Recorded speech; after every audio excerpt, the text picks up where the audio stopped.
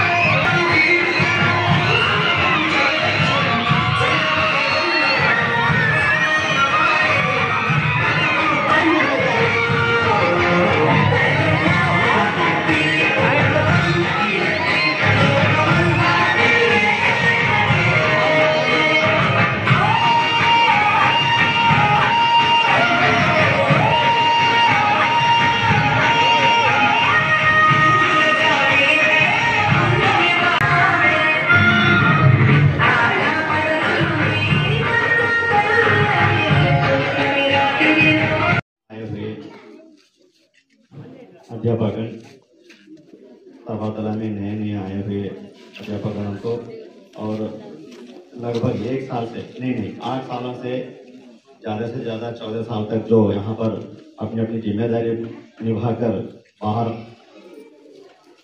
दूसरे पाठशालों में गए हुए अध्यापकों सभी को और मेरे प्यारे बच्चों को मेरी दुआएं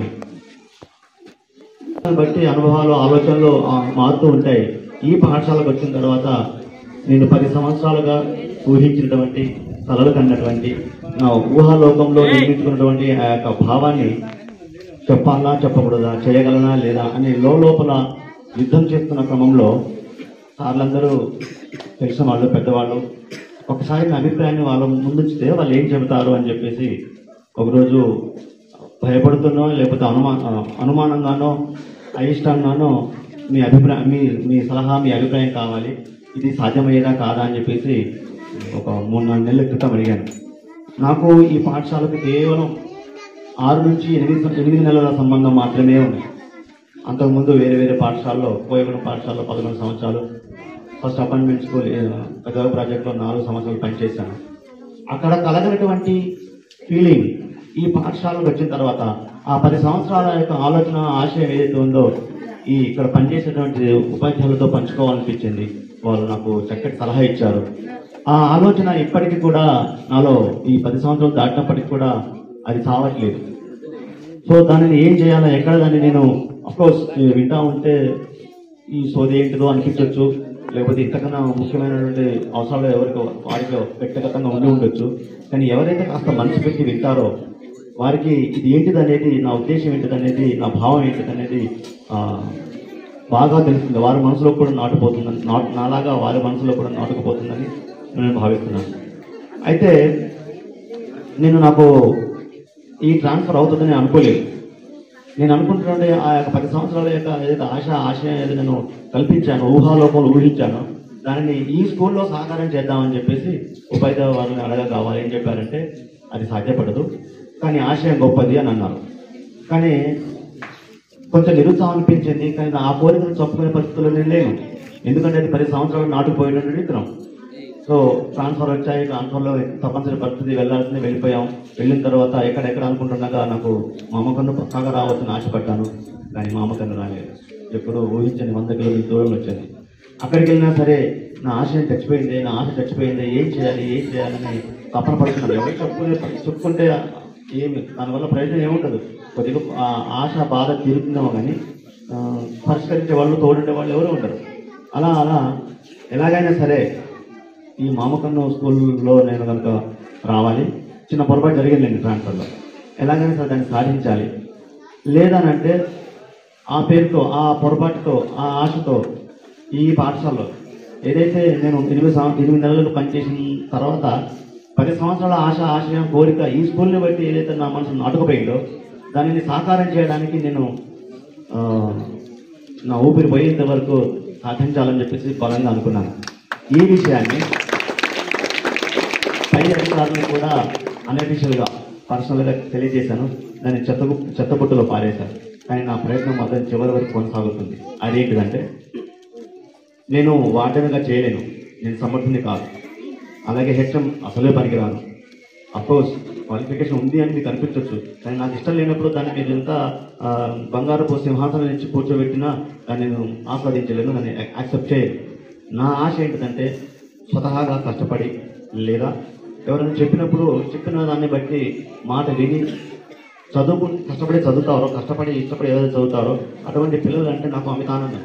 ఆ పిల్లోడు అమ్మాయి అబ్బాయి ఎవరే కావచ్చు, చూడటానికి వికారంగా ఉన్నా ఇంకో రకంగా ఉన్నా ఎటువంటి కురిపి ఉన్నా సరే అతని యొక్క ఆశ, అతని యొక్క ప్రయత్నం చూస్తే నాకు ఆటోమేటిక్గా ఆనందం ఆపుకోలేదు. అటువంటి వాళ్ళని నా నెత్తి మీద కూర్చోబెట్టుకుని ఊరేగించేటువంటి తక్కువ అనాలి.